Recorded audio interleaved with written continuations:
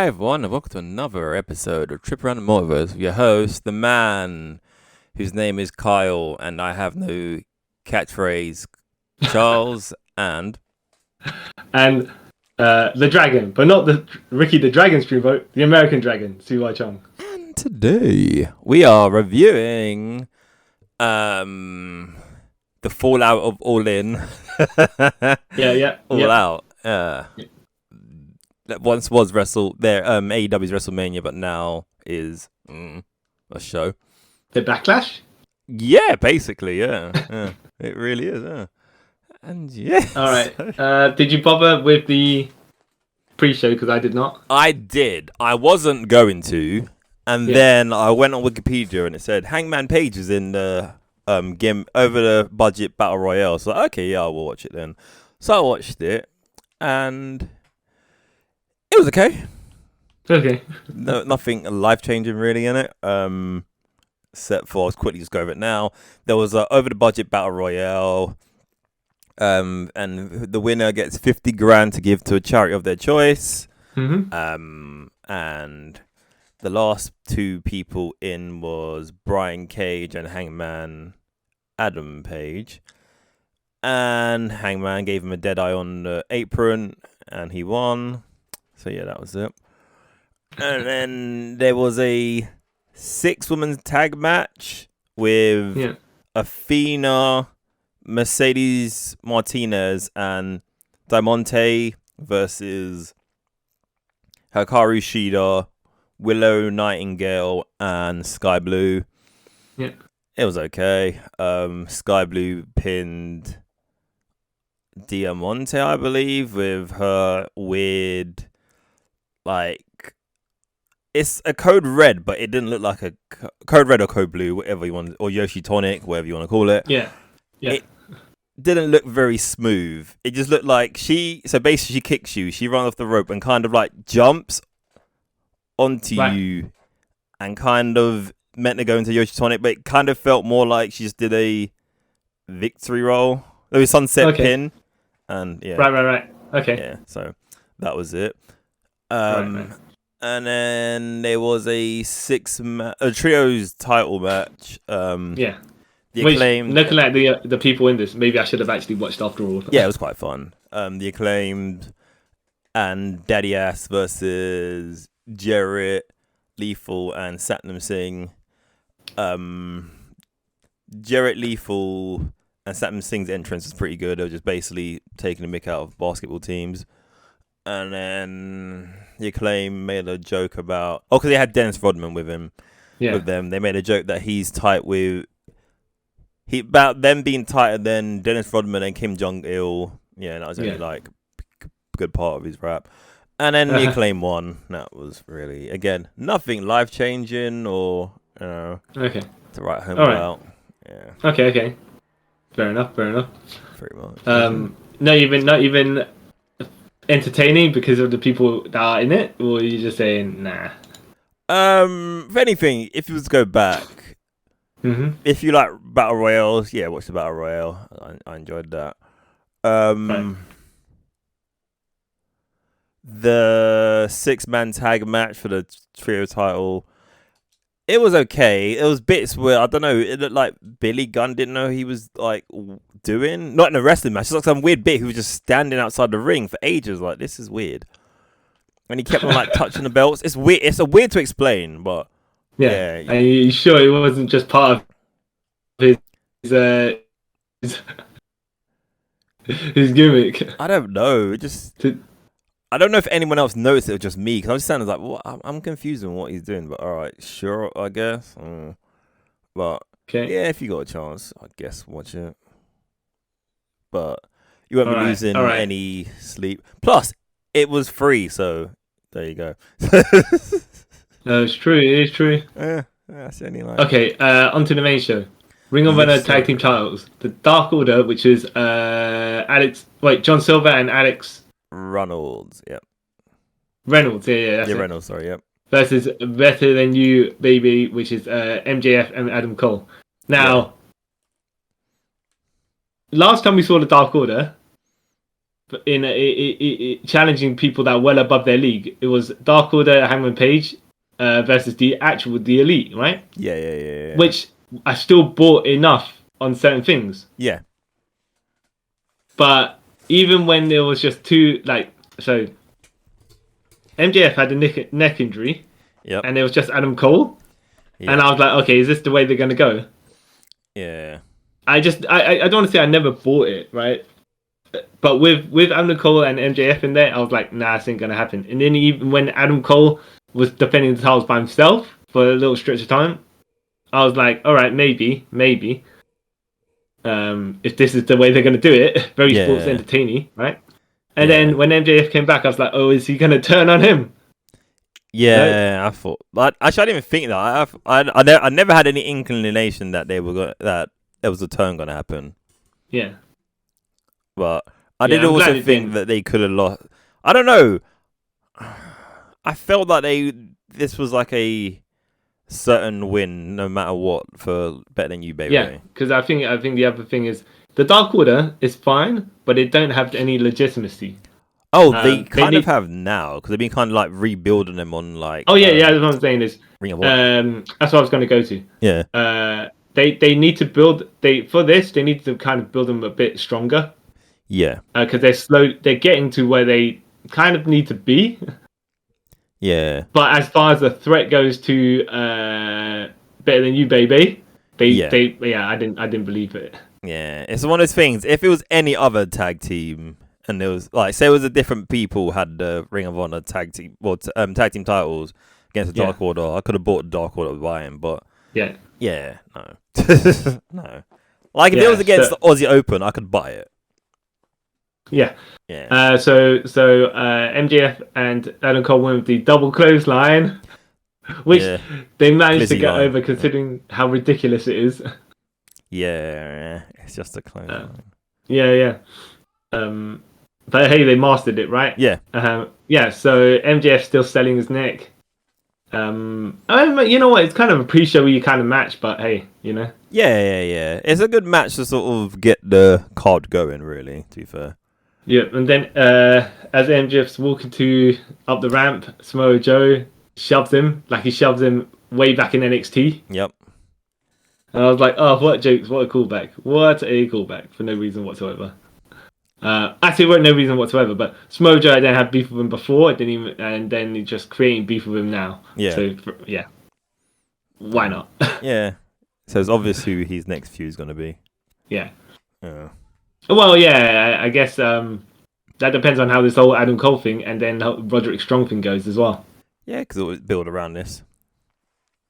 Because, like, they could easily do that because they know Joe. If it's a whole Adam Cole's playing MJF and the long run stuff, him going against Joe will weaken him up. So then Adam can easily just get that win when it comes to it.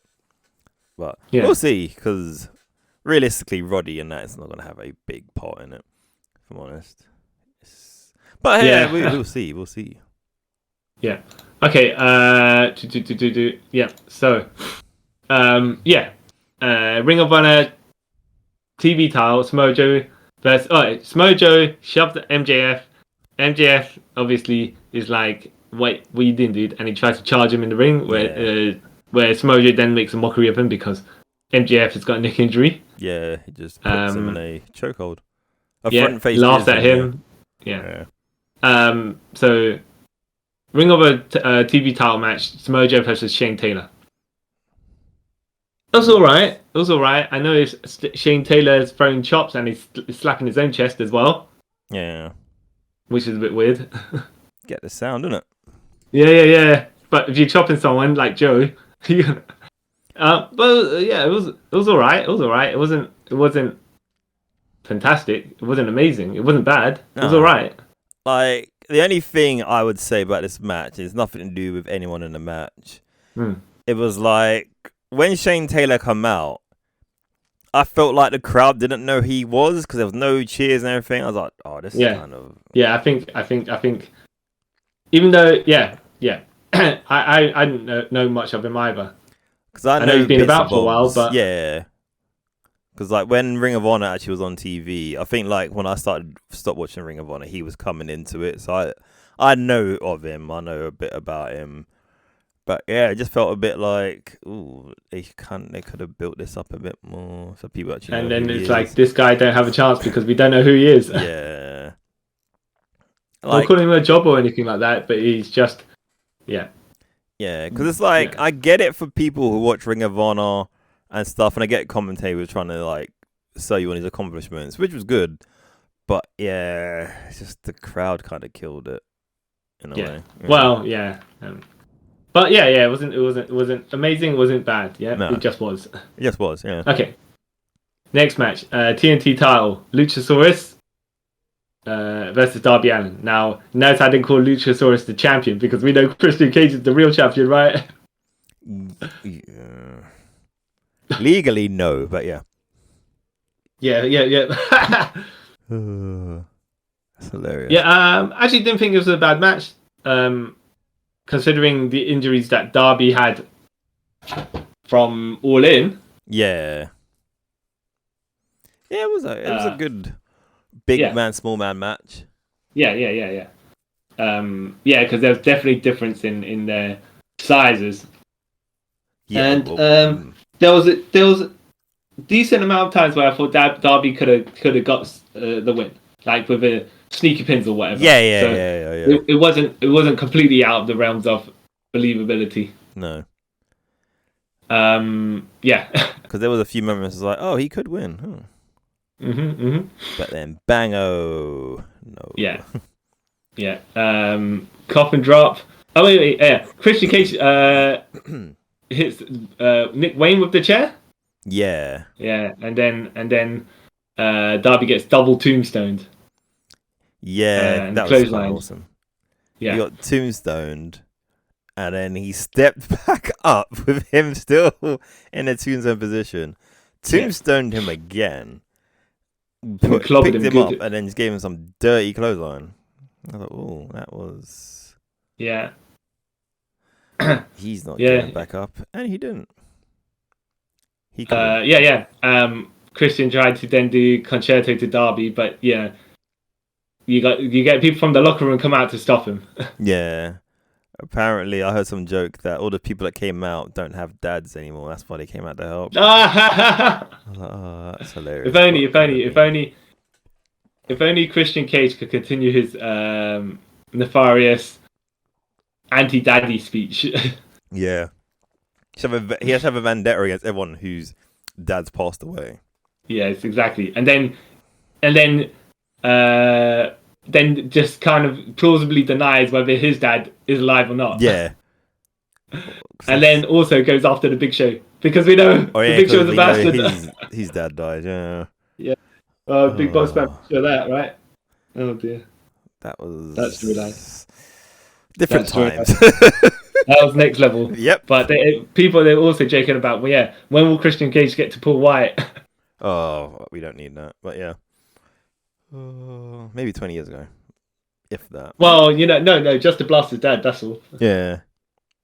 Okay. So, next match. Powerhouse Hobbs versus Miro. Yeah. Right? And I can't say particularly what kind of... Well, just gonna fight each other. That's kind of the feud that... Yeah. Big meaty men slapping meat, part 2, 3 or whatever, right? And it was amazing as well. I was like, I didn't have any expectations for this match, right? No. But it blasted them all away. I was like, okay. I know Miro can work, and how Hobbs is iffy sometimes, depending, right? Yeah. But it's just like, you wouldn't think those opponents that go this size, usually they have like smaller guys or something like that. Yeah. To play off. Nah, these guys are just like, slap, chop, chop. Meat forever. Like, this was probably one of my favorite, like, 2 big men matches in a long time. Because, it's just 2 men, fighting. You're like, oh, wow. Yeah. And they didn't do too much in the sense of, like, massive power moves. No. But they knew, I think I want to. I don't want to say they knew what reaction they were going to get, so they choreographed the match to that. Right? It might have just been one of those things they switched on the fly when they they heard the crowd chanting about meat men slapping meat, and they were like, "Let's lean into this. Let's just keep on going." Yeah, it was. It was. And if they did do that, genius of them. And the crowd loved it. Yeah, they just chanted meat, and yeah. Big E started something, something within us, right? Yep, and now it's a thing, which is dope. Mm-hmm. But they were just smashing the just clapping the crap out of each other, right? And I did like going in. I didn't know who was gonna win, and the outcome I was okay with. Even if any of these guys won, I've been happy. Yeah. Now I think that Miro is on a higher rank on the totem pole than Powerhouse Hobbs. However, that they're relative to each other to a certain degree. So yeah, it was still of this one I sit and I just watched. Yeah. Because it wasn't like, okay, this person's predictably winning or that person's predictably winning. Just like, let's see where it goes, or maybe whoever they're going to push via the win. You know. I even kind of thought it may even ended at some point in a draw. Yeah. I don't know. I was like, it could, and give them a reason to have another match. Even though, even after this, they could still have another match. But yeah, if there was a draw. Yeah, and then so Miro gets the accolade / game over tap for the win. Yeah. The game over also being the label lock, which Kenta uses, but they don't call it. Yeah, so it's 2 moves of the same name, right? 2 different moves of the same name. Wait, what? Kenta uses the label lock, right? And he calls it the game over. Does he? I'm pretty sure he does. I don't know. I didn't even know Kenta used the submission hold. Yeah, because Brian used the flying knee. Yeah. Yeah, so Kenta sometimes uses the label lock in his matches. I'm sure you've seen him use it. I'm trying to think, have I now? Okay. Well, in either case, right? Even in either case, yeah. Yeah. Why don't I remember that? Yeah. And then you got CJ Perry come out. Yep. And I was like, all right, why? Okay. I mean, pose. Like, it was. I get. It's weird. Like, I was like, oh, okay, she's here. Okay. Yeah. And then the end was weird. It was like, you're not real. I'm like, wait, what? Because he's all standing there. So, like, basically, so she comes out because Hobbs starts just beating the crap out of Miro off the belt after giving her, like, a Predator style handshake. Yeah. And then he just starts beating up Miro. And then, so she comes out, hits Hobbs with a chair, which he no-sells because it's her. Yeah. And then Miro gets up, hits Hobbs with a chair, and Hobbs just leaves. And then Miro's looking at CJ Perry, and he kind of walks around her and then walks off. She's like, wait, okay, I'm confused. And then he walks up the ramp and he goes, you cannot be here. You're not real. Like, wait, what? Yeah, all I'm hoping for is Miro's going to do like what Hulk Hogan saw Ultimate Warrior in the mirror thing going on. And then you have someone else going, Miro, what do you mean? Who's there? What are you talking about? Just like the Eric Bischoff role. But he can't do that now because we've seen her. Yeah, but I don't but then when they go to touch her, they walk around her, walk through her, and stuff like that. It'd be hilarious. Cause like the only thing I can think of is like that he thinks that he's the god that he's got to destroy. I don't know. Like, it's weird. I want to see where it goes because it doesn't make. It seems like it's gonna be crazy or out there. So I'm all for it. Okay. Sense. Yeah. Logic out the window, kind of. Yeah. TBS title, Ruby Soho versus Chris Statlander, who's the champion. Now, I don't know what they were doing with the Outcasts, whether they're still together or not. At the beginning of this match, it seemed like they were still kind of together. Well, at least 2 of them were, yeah. Yeah, and I mean, this was fine. This was fine. I thought Ruby had decent amount of chances, and when she took control, she did have where you're thinking, oh, maybe she'll get a free count. She did hit Statlander with a good couple of finishes towards the end as well. Yeah. And then you had Tony Storm come in. No, she come in, but she never came out. She was there all along. Exactly. Under the ring. Yeah, it took the hairspray from Soho. Yeah. Yeah, because Saraya distracted the referee. Yeah. And then Ruby got hit with the Saturday Night Fever finish. Sunday Night Fever, because it's on Sunday. Oh, Sunday night. Yeah. Yeah, whatever day she does it, it's that name of that day. Oh, okay. Yeah. The Night Fever, right? Yeah. But like, so like you're saying with the Outcast stuff. So are they going with Tony Storm is crazy now? Because okay. Yeah. I don't know. That's the thing. It's like, so the Outcasts, are they still? It doesn't seem like they're still together anymore. But it doesn't. Also, it's one of those things where you're like, are they just having a little tiff right now? You know, and they'll get back on track. I doubt it. Yeah.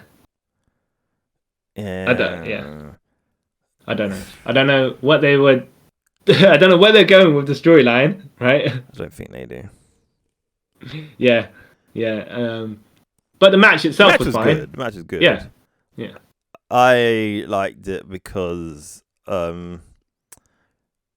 Statlander made a reference to a film of mine in her entrance. A film that I love in my entrance, so I'm down with that. What was that? Zoolander.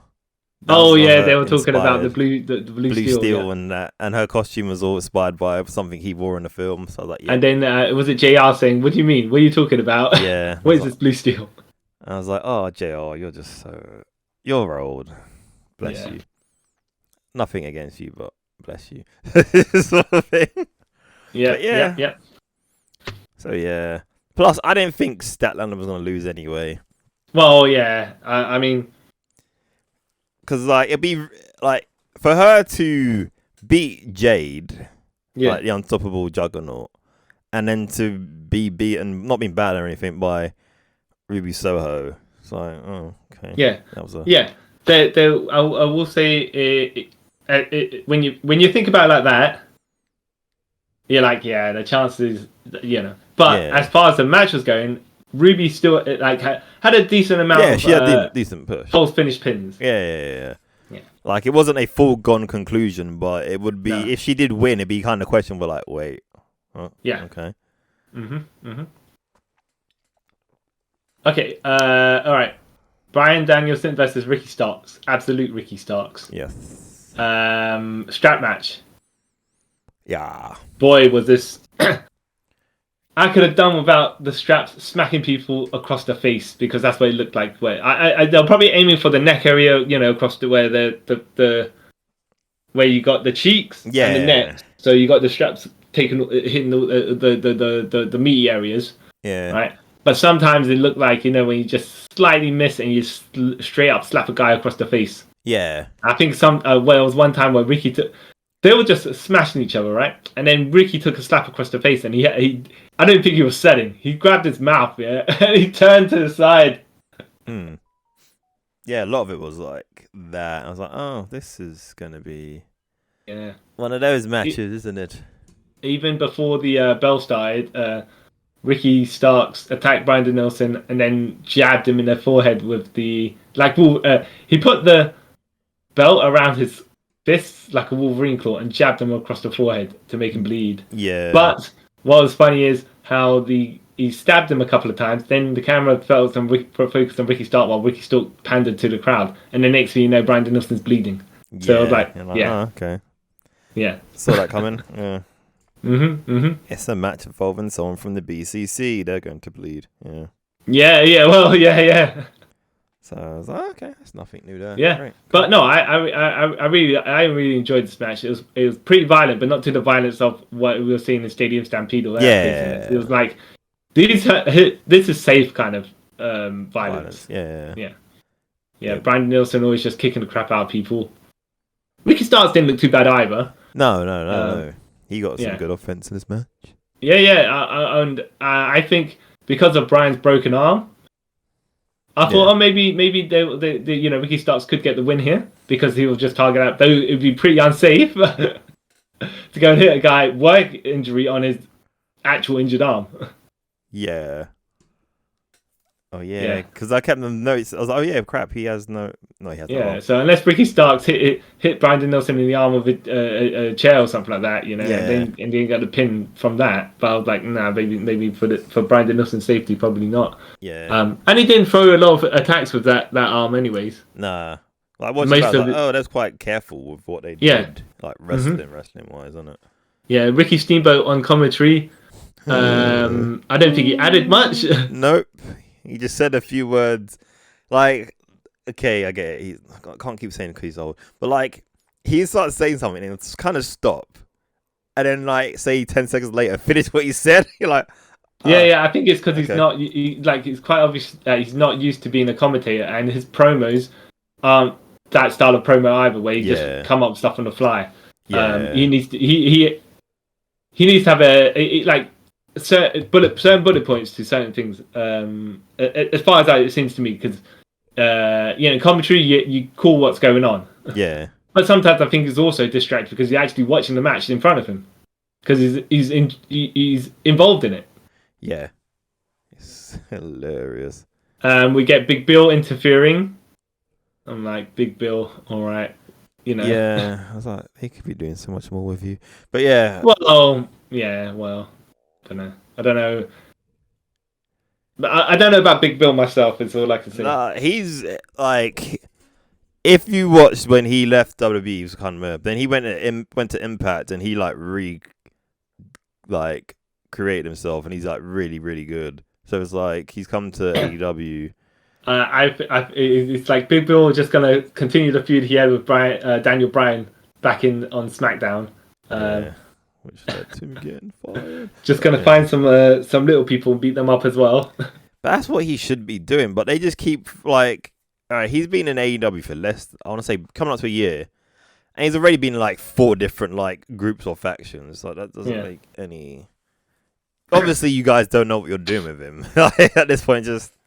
All right. So Steamboat Big Bill.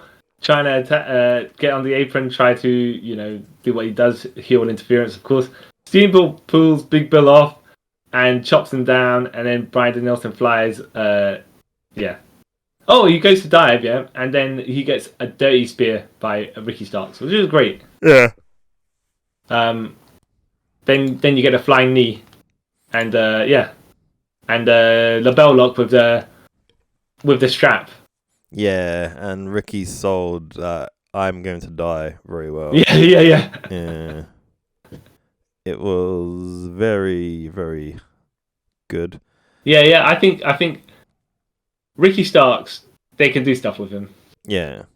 Because it's like he can hang with the top. Their roster, they've got quite a decent amount of mid-level guys, like mid to upper level guys. They got way too many, so that's what I'm saying. Is the people they have to float from the main to the mid card, But at least they've used main event level talent to help elevate these people, even if they're taking losses. Because the other match would have been CM Punk versus Ricky Starks, and he probably would have lost that straight up. Yeah, of course. Yeah. At least with Bryan's injury. There was a what's it called? An inkling that Ricky Starks could win. No. Oh, you were thinking. I knew whoever Ricky Starks was gonna fight that day, Ricky Starks was gonna lose. Okay. There was no maybe he would. Instantly, I was like, yep, he's losing. There was I don't know. There was no way of convincing me he was gonna win it. at all. Yeah. At all. Okay. Fair enough. Yeah. But a good match overall, you're saying, though, still, Yeah. Good match overall. Yeah. I find it funny as well how most, like, Big Bill looks big, yeah? Yeah. And Brian Danielson's not a small guy, like, height-wise. He's like the average height guy, right? Nah, he's short. Well, no, wait. Compared to you, right? He's like 5'8". Is he 5'8"? Yep. No, I thought Yeah. he was 5'10". Nope. He's billed 5'10", but he's actually 5'8". Okay. Yeah. All right. Well, I was gonna say, is that the people at hold on, Darby Allin's 5'7", right? Billed 5'7". Oh, okay. Fair enough. Yeah, it's wrestling. 90% of people's height they say they're not. Yeah. Okay. Fair enough. The only time it's ever correct if someone's like 6 foot, between 6 foot and 6'3". That's the only time it's ever been correct. Other than that, it's always like exaggerated. Yeah. I was going to say, if you like these people, you put them in WWE, and you realize they're actually not that tall. Yeah. But between all the roster in AEW, where the heights kind of fluctuate a lot, I'm like, you know what, right? That's fine, because people in real life, I see real life, yeah, the WWE universe, but in real life, you do vary in height. Yeah. WWE sometimes people seem smaller than they are in WWE because of the heights of other people. Like Billy Gunn is a really tall guy. Yeah. But then when you got Kane and Big Show, he doesn't seem that big. I'm sure Road Dogg's like 6'2" or something like that, right? Yeah. But, But yeah. and 6'2" is actually quite decently high. Yeah. But it's just, it's weird. Yeah. It's so weird. Okay. So Eddie Kingston and Kitsui Shibata versus Claudio Castagnoli and Wheeler Yuta. Just a grudge match, just straight up grudge match, right? Yeah. Wow. It was fine. Yeah, it was fine. It wasn't bad enough, right? It was fine. But the ending was a bit odd. Which was the thing you kind of remember. So I don't know if Shibata didn't come in or Eddie Kingston didn't kick out in time. I don't know. Or if that was the actual finish. I feel like it was the actual finish. Yeah. Because it was a bit weird, but I do think it was the actual finish. Yeah. I did like there was bits where Shibata and Claudio were just like where they were just like striking each other. Yeah. European uppercuts and hard forearms. And then he ran to the corner, ambushed the other guy, and when the other guy ran to dope. Yeah, back and forth until Shibata, he made sure to turn around before he ran to the corner for a drop. I like that. It's like, oh, and what I would like to see. Yeah, go on. No, go on. I'd like to see a Shibata versus Claudio Castagnoli match, just straight clean. Yeah, same with I. So it looks like Eddie Kingston might be the one to get the Claudio Castagnoli match first. Yeah, I think that might be the case. Of all these guys in the ring, by the way, I was like, we're looking at him thinking, I think Wheeler Yuta is the guy to get pinned. Yeah, same here. I legit thought, okay, he's in this match to get pinned. Yeah. And then no. I did like as well they made sure to put the European uppercut over. Yeah. Because then Shibata had Wheeler Yuta in an Indian Deathlock. Yeah, that was dope. Yeah. Yeah, and then ankle lock on Claudio, but then I think did Claudio European uppercut him? Yeah. Shibata, and Shibata fell backwards, and then that was when he that he did the extra snap on the Indian Deathlock. It was dope. Yeah. Ooh. Yeah, but it is Shibata's choking Wheeler Yuta out, and Claudio hits an uppercut on Eddie Kingston to get the pin. I'm like, what? Okay. All right. Sure. Yeah. It was just like one of those things where you're like, was that meant to be the finish? I'm like, that's what I thought, but I was like, commentary sent it like it is. So I was like, then it must be. Yeah. Right? Yeah. Yeah, if it was just a special European uppercut, Yeah. like he was flipping up in the air and then like he launched up in the air and then you can them on the way down. European Yeah. uppercut, fair enough. Even though other people have kicked that out of that already. Yeah, Yeah. but it just seemed like a straight European uppercut, not even a running one or anything like that. But I kind of chalked up to as well, like, the match had been going on for ages, and like probably there's only so many European uppercuts a chin can take before it's Well, like, you know what? that's the other thing I was thinking. If he blasted him with a ton of them, right? Yeah. And then Eddie Kingston went down like on the knee or something like that, and then fired up, and then Claudio blasted him with another 5 of them, Yeah. and then he fell back, and then Claudio fell on top of him and pinned him. Yeah, okay, I could get that. Yeah. I don't know, like, even though the European uppercut, in my opinion, is a more sellable finisher than the spinning back fist, but You mean Jericho spinning back fist? nah, because that's a spinning back elbow. Well, I don't think Eddie Kingston's finisher is spinning back Yes, fist, is it? I thought spinning it was back just... fist. No, I thought it was one of the. I thought it was a signature move or something like that. Nah, it's his finisher, spinning back fist. Right, because he does it and people still stand up, which is why I was like, it can't be his finisher. Trust me, if you Google it right now, it will tell you his finisher, the spinning back fist. Okay, I thought he had another finisher because in the Stadium Stampede when he was just backfisting people, Yeah. I thought it was just like a signature or something like that. Nah, for some reason it's his finisher. I don't Okay. know why. Yeah, it was alright, but yeah, it was alright. Anything. So. Yeah, other than the finish, that's the thing. If it's like a flat finish to a decent match. Yeah. Yes. It was like, oh, okay. I guess. Right. Yeah. I All right, guess. Kenny Omega versus Konosuke Takeshita. Now, when we were talking about All In, I said, "Oh yeah, Kenny should have taken a straight. Should have instead of roll up pin, he should have got a straight pin." And you were like, "Nah, the way they went for it is fine because you did you say I think that you thought well I thought Kenny was going to win this match." Nah, I knew Kenny wasn't going to win this match. But did you think he was going to win this match? Takeshi was going to win this match without interference. Yeah. Oh, you thought it was going to be a clean one. Yeah, because it makes sense. Like, you get Okay. the dirty pin in the multi-man because it doesn't really mean anything. Yeah. And then you get the clean pin in the one-on-one match.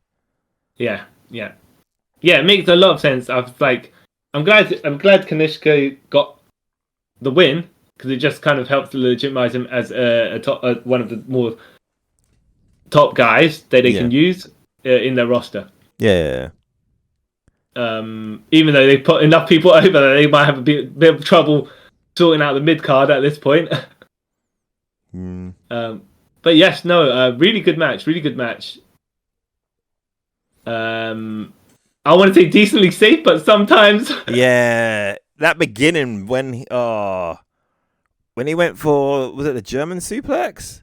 Yeah. And I think the plan was for Kenny to flip out of it. Yeah. But something didn't go right. Yeah. And Kenny landed pretty much on his shoulder and head. I'm like, oh, that's not sexy. Yeah, and there was I think another one where Kenny was giving Kanishka them Snapdragon suplexes, and it looked like a nasty one was one of those as well. Yeah, and then you had the Blue Thunder Bomb off the top rope. That was and then at some point it like where Kenny's outside the ring and Kanishka's Don Callis is piling all the chairs on top of him. Yeah, and then Kanishka does the diving senton on him, and I was like, actually, I'm glad Kenny Omega managed to shift some of those chairs away from himself, because I'd rather take a bump on someone else than all those chairs. No, well, if you see what happened to his face. Okay. Yeah. Because when he come over with the senton, he legit, like, his whole forearm hit Kenny in the face, and you see it, and that's why Kenny was selling the face more than like the body, what you should do realistically. Yeah, but yeah, he's which makes sense for towards where the finish was then, which I think they could have. I know it was an accident, right? But they could have not switched plans necessarily because they knew exactly where they were going as the finish. but just Kenny start selling his face more. Because where they were going with the finish, right? Which we will get to. Yes. Yeah. What's it called? The screwdriver. What's that about?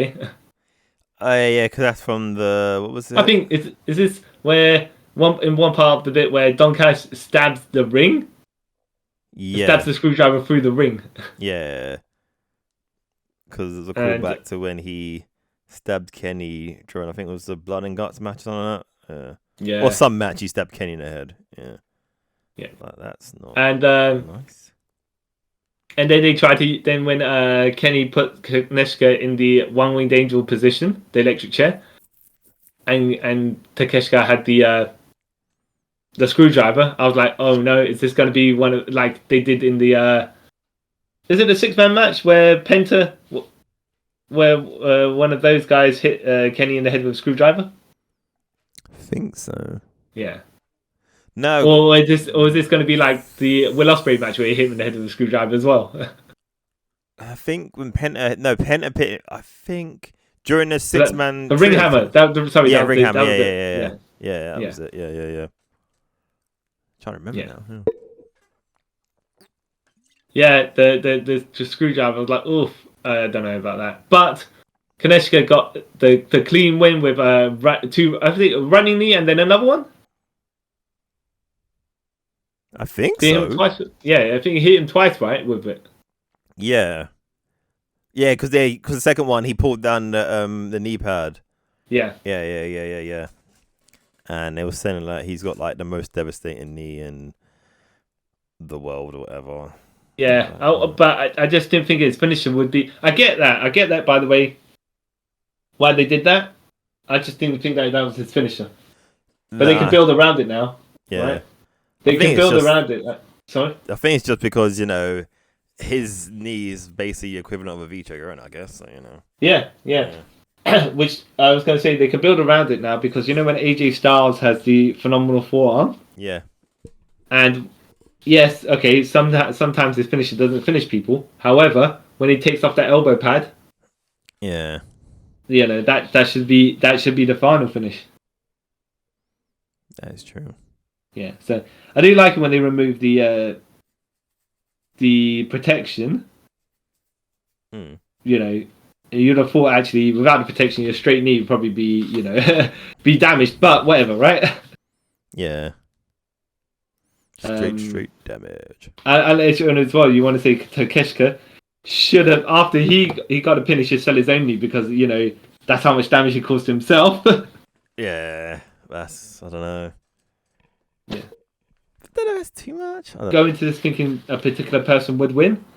Yeah. Or would there be a cheat win? I was just intrigued to see what they were going to do with the guy, with both guys. Yeah. So I want to say Kenny's booked to be super invincible. He is beatable, and how they were going to put Takeshita, where they're going to position him on the card. Yeah. And it's a type of match as well. No one loses anything by taking a loss. Yeah. No. Yeah. Though Kenny has to get his revenge on Don Callis at some point. Yeah. Would it be now? Maybe later? Who knows? Who knows? Oh yeah. Would you say this is the match of the card? Second. Actually, no. Maybe third. Actually, I don't know. I got to finish. Oh yeah. So okay, my top 3 matches were on this card. Oh, okay. Actually, no. Let's finish the card first, and then we say because we have to get to the international title match first. But Bullet Club Gold versus Bullet Club Gold being Austin and Colton Gunn. Yep. Juice Robinson and Switchblade Jay White, and they come out to Jay White's music. Yep. Not any Bullet Club music because we all know who's the main star of Bullet Club Gold. Yeah. Versus FTR / the Young Bucks. Yep. And yeah, this was a fun multi-man match. Yeah. People got to do their stuff. This is probably more about the feud between the FTR and the Young Bucks than anything about Bullet Club Gold. Yeah. And the Chicago crowd wasn't particularly happy with the Young Bucks. It was mixed, which I yeah. loved. Even though the Young Bucks didn't do anything. Heelish, No. you could say they didn't. As far as the characters go, they've also not done anything. Nope. It's just they're beefing with them because of the CM Punk situation, Yep. which doesn't involve the Young Bucks. Nope. It involves CM Punk. I mean, Yeah. like, so, yeah. But I did like how the Young Bucks kind of fed into it and, like, mocked the crowd. And then I did like how some of the crowd was like, no, you guys are booing for no reason. Yeah. You know, they did nothing wrong. Yeah. Because there's one bit where it was like chanting CM Punk, and one guy got up on the hard cam. He got up and then like turned around, and was like, "Why?" And it kind of simmered down after that. I was like, "That's hilarious." That one man had control. Yeah. Oh. Yeah. But yeah. I'd say this match was pretty cool. I just did not think. Okay, so as far as logic is concerned, yeah, I was expecting the Bucks. The only thing that was stopped me thinking they'll just win is because the feud between them. They had drama between themselves because they was beefing at the beginning where they were tagging each other in. Yeah. They're tagging themselves in. Yeah. And then sometimes there was mistiming on moves and stuff like that, right? Yeah. But there was a cool bit where one of the Bucks helped the FTR with the Shatter Machine. Yeah, that was dope. Yeah. Yeah. So they were diving onto opponents to help save the other team as well. Yeah. I thought if anyone's going to eat the pin, it would probably be one of the Guns. Yeah. Or if anyone pins anyone from the other side, Jay White's to get in the pin. Yeah. No, that did not happen though. No, not at all. I was like, oh, he got the okay. Oh. Yeah. Even though Jay White basically hit the Blade Runner finish. Yeah. But there were some cool minutes where FTR, like the FTR trigger, you want to call it? Yeah, that was pretty. That was pretty cool. Yeah.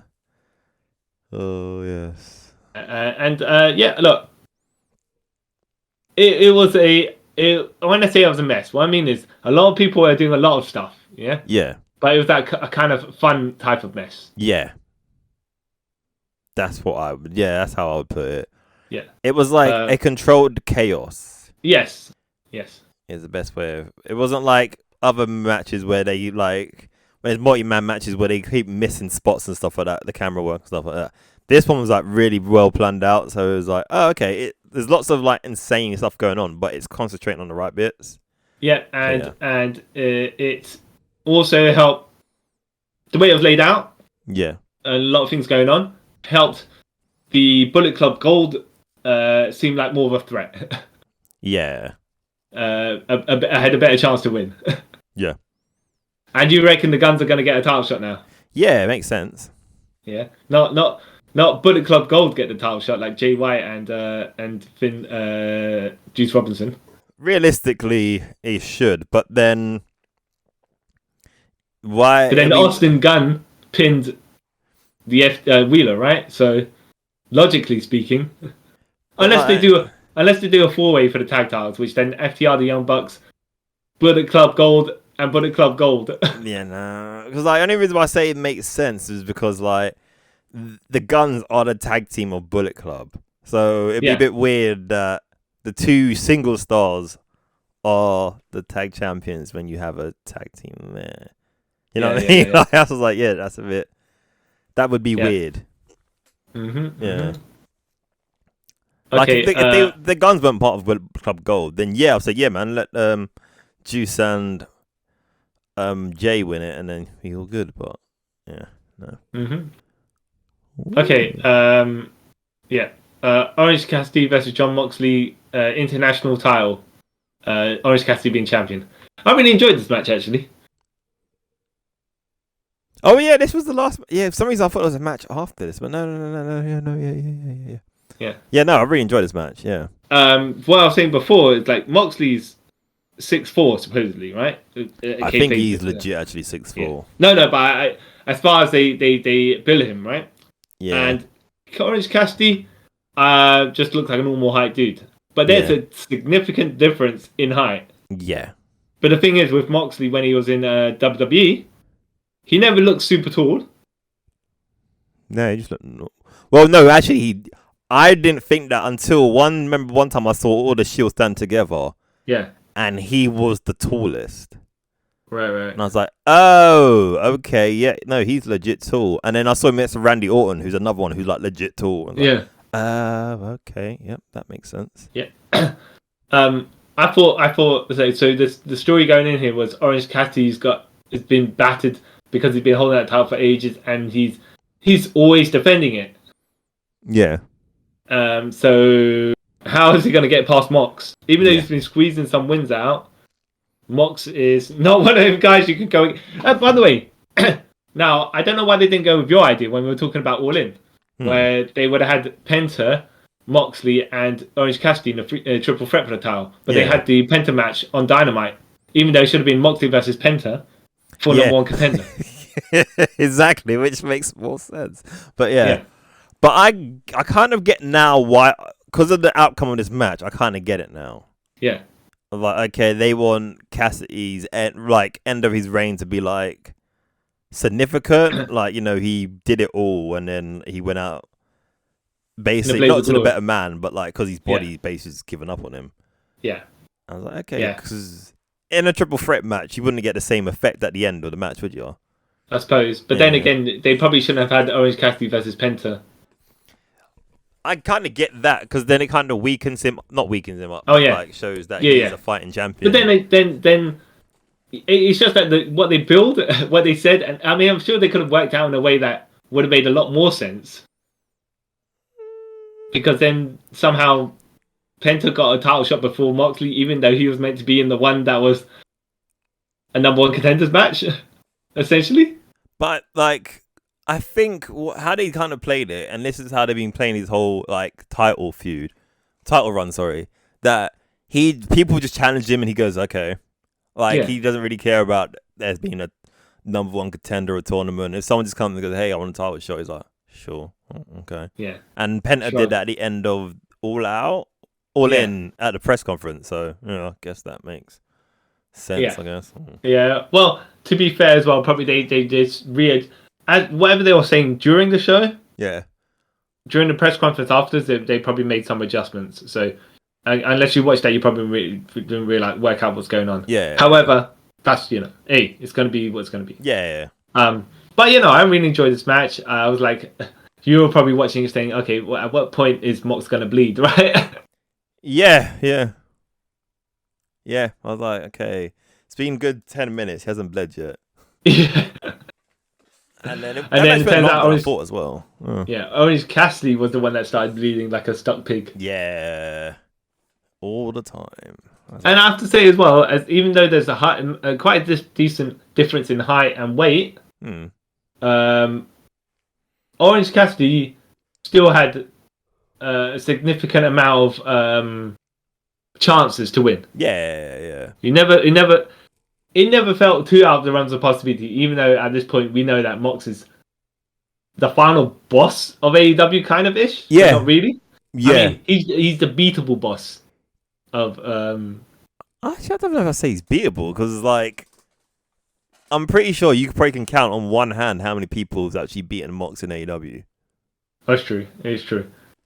But he's that high. He's that high tier level where it's not impossible to get a win over him. Yeah, you got. It's not the Okada levels, if you know what I mean.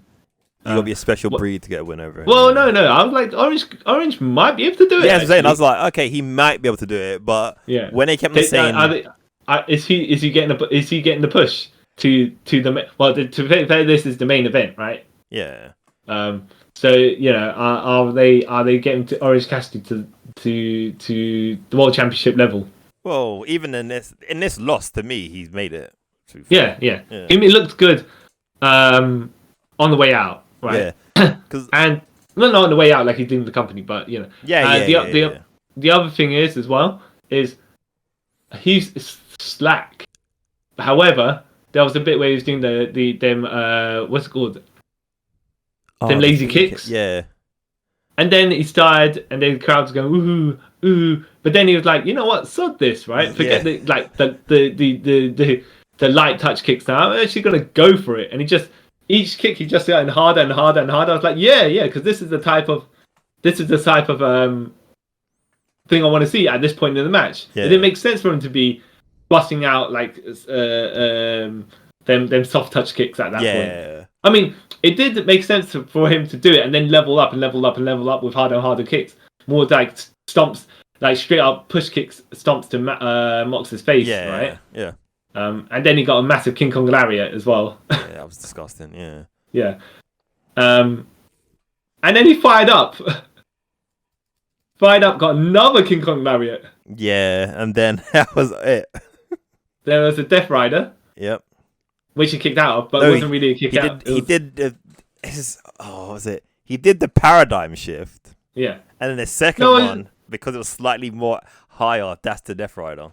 Well, I thought he lifted him up for the proper. He lifted him up, but if you see the difference between both of them, like they depend. It's weird. Like, you know, the Dirty Deeds. Yeah. That's the paradigm shift in my opinion. Yeah. But yeah. And then the Death Rider is the one where he lifts them up and kind of spikes them in it. Yeah, that's what I thought he did on the first one. No, that's what I thought. But they said the paradigm shift, and then he got him the second one, and he's like, oh yep, the Death Rider's like. Okay, because that would have made more sense to me. He kick out of the Death Rider, but not the paradigm shift. You mean other way around? Well, oh no, sorry, the other way around. The other way around. Yeah.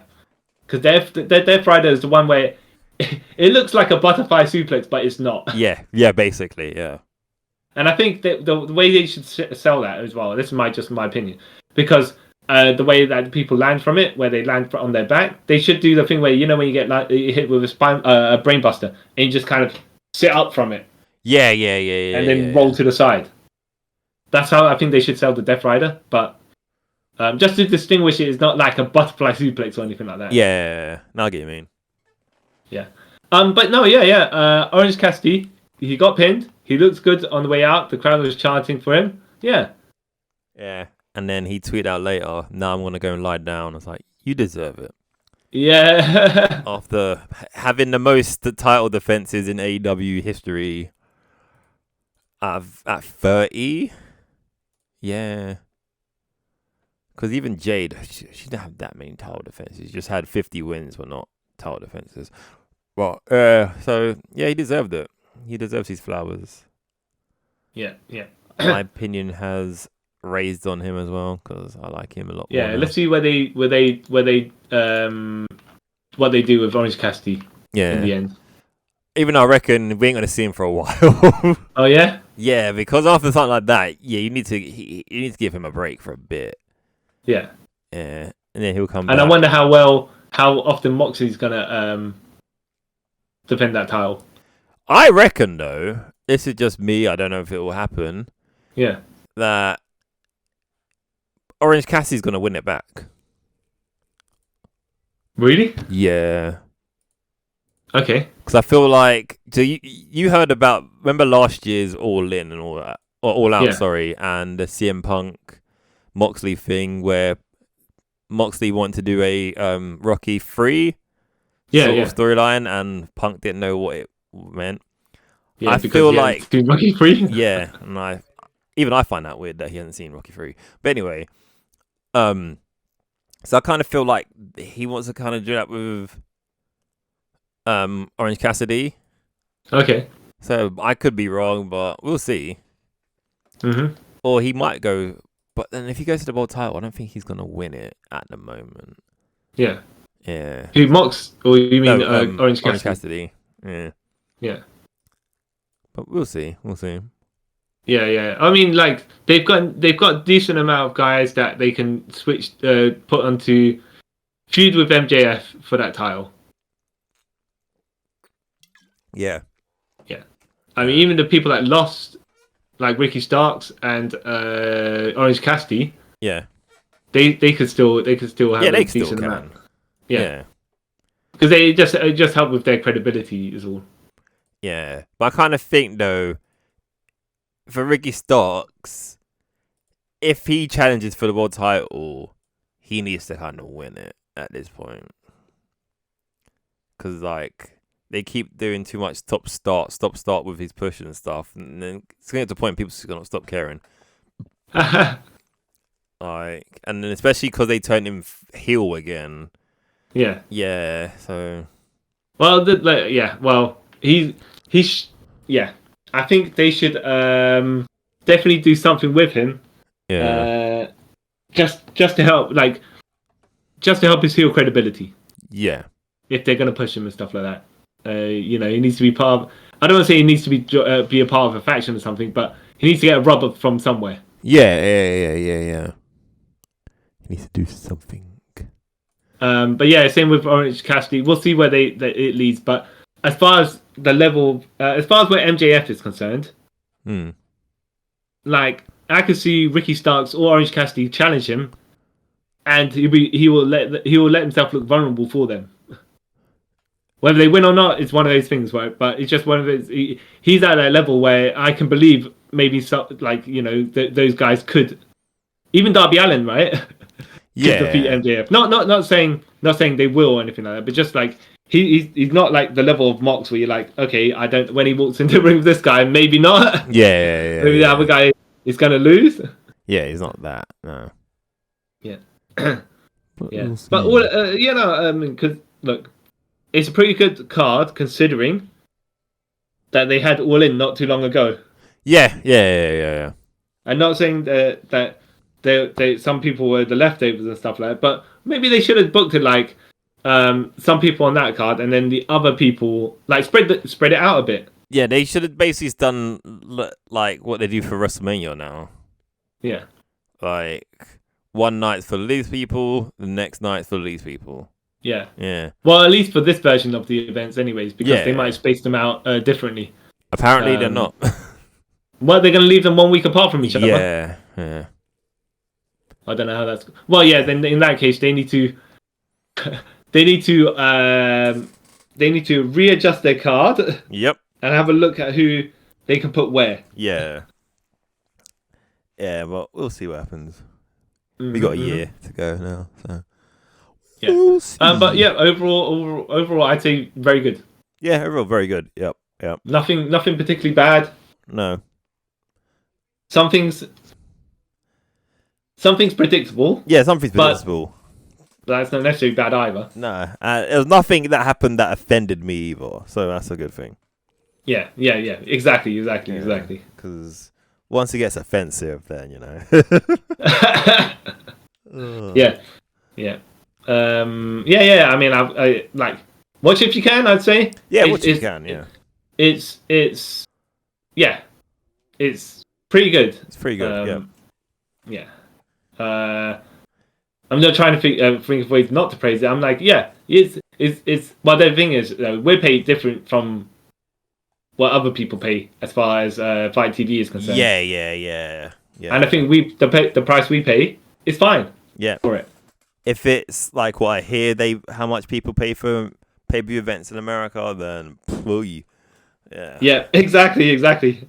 I couldn't do that, but no, I'd say if you can, watch it. If you get like which is why, by the way, when the WWE Network is saying, okay, this only costs this much. Yeah. Of course. Yeah. You're like, wow, $10. Well, $10.99. Well, $9.99, and you get pay-per-view events. Premium live events now, right? Yeah, so premium live events. And then like I hear that UFC fight pay-per-views are like $70-$80, and that's crazy to me. I couldn't do it. Yeah, I'm lucky. We're lucky we're not praising those prices. No. Which probably makes when we say pay-per-views are worth it. Yeah, some of them might not be worth it. We're paying the US prices. That's what I can put mostly. And the problem is, it's a bit of a gamble because you don't know until afterwards whether it actually was worth it or not. Yeah, exactly. Not till literally it's finished. I mean, wasn't worth. There's some quote unquote. There's some premium live events or pay-per-views or way back in that you would have got in your days watching wrestling from way back when you had Sky TV and you had free pay-per-views on it. Yeah. And then you would have watched started. What there's some of those where you're like, yeah, I wouldn't have paid nothing to watch these. No. Yep. Yeah.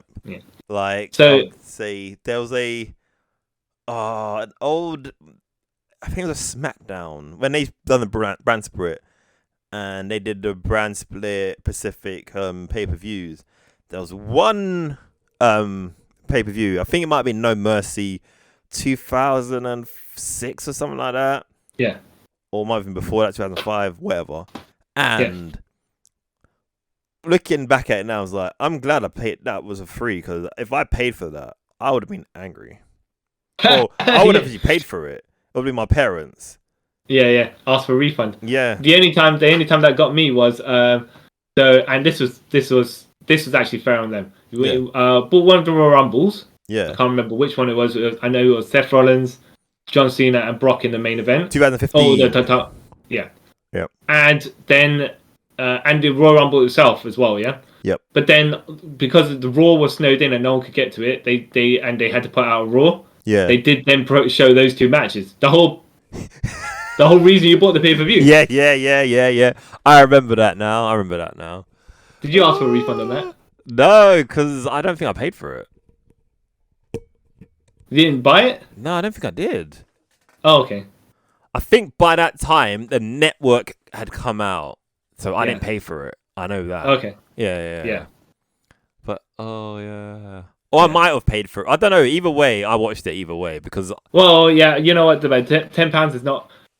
£10 for the network is not too much of a bad thing, though. For example, all right, fair enough, I bought the network specifically to get the Royal Rumble, yeah? But it's only £10 loss, right? Yeah. But the guys who paid $50 or whatever they were paying for it... To get it free the next night. Mm-hmm. And I'm not sure if you remember way back when it was Goldberg versus DDP. Yeah. At Halloween Havoc. Yeah. At 97, I believe. I think it's 97. Yeah, 97. Yeah. And that also, when the main event started, the feed cut off. Yeah. So and I think like 70% of people pay for it and get to see that. Well, the thing depending on where you were. Yeah. You didn't have it anymore. Yeah. So then they just showed the whole thing the next night on Nitro. Yeah. Like, which then, people were like, right, okay, what, you know. And they got refunded. Just the whole match. By the way, just that Halloween Havoc match. Not the whole event. Yeah. Oh, imagine that. Yeah. You'd be pissed. Sorry. But anyways, yes. That's completely divergent from the actual pay-per-view we're talking about. Yeah. So if you can watch All Out 2023. Yeah. It was right. Yeah. As far as on Fight TV, I'd say, because even if you do VPN or whatever on Fight TV, it's still all right. Plus, yeah. You might not think it's worth $50. Let me put it that way, right? No. Wrestling should never be worth $50 unless you're going to watch it. Sorry. Yes. You might as well buy a ticket by that point, right? Yeah, that's my personal opinion. But yeah. Oh, jeez. Though you know, I guess it's different if you're like with your buddies and you're like, let's go and split the money and watch it. You know, if you're paying that on your own to sit and watch it by yourself, no, it's not worth it. Mm-hmm. Okay, that's us signing off. Yes, before we just talk about completely other things. Weird rant over. Yeah. So I have been the man who is going to lie down now, Carl Charles. Yep. And I'm the man who got strapped to the face a good couple of times. Even though I wish I didn't. See you on show. And thank you for listening to us review AEW All Out 2023. If you've watched it and want to give your opinion, you can do that by leaving a comment or a tweet or send us an Instagram message. And you can find out where to do all that in the description bar. It's got all our contact details. Also, if you watch us on the YouTube, don't forget to give us a review, a thumbs up and subscribe. Don't forget to give us a 5-star rating on whatever podcast app you're listening to. And once again, I'd like to thank you all for taking a trip with us around the multiverse. Bye. Bye.